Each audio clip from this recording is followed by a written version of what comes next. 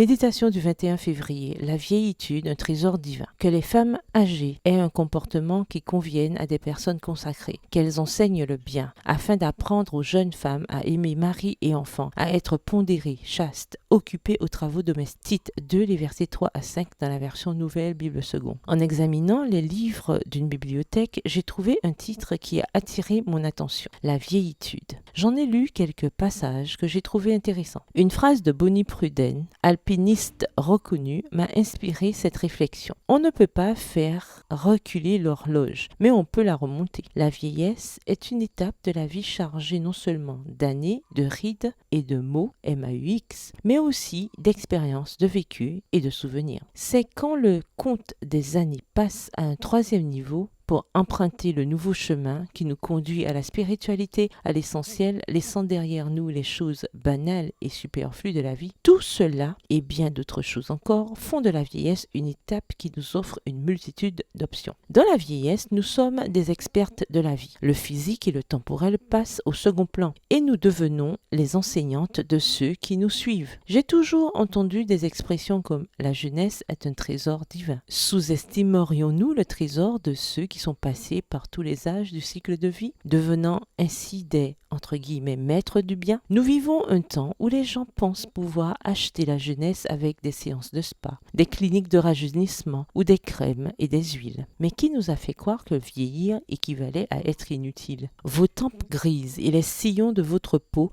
ne sont pas des signes de défaite. Ils font de vous une guerrière victorieuse. Ils vous légitiment en tant qu'enseignante du bien, vous mettent dans une condition de guide, d'instructrice et de conseillère. C'est un statut privilégié que vous devez assumer avec joie et reconnaissance. Ne vous regardez pas dans le miroir avec agacement en pensant que votre engagement avec la vie est terminé. Certes, la jeunesse est un état physique, mais elle est aussi liée à l'attitude. Apprenez à vivre avec vos années. Vous avez encore des ailes et, si vous vous placez entre les mains de Dieu, vous volerez très haut. Dieu dit, les adolescents s'épuisent, ils se fatiguent, les jeunes gens finissent par trébucher. Mais ceux qui espèrent le Seigneur renouvellent leurs forces. Ils prennent leur essor comme les aigles. Ils courent et ne se fatiguent pas. Ils marchent et ne s'épuisent pas. Ésaïe 40, les versets 30 à 31 dans la version Nouvelle Bible Seconde. Bonne journée et que l'Éternel vous bénisse.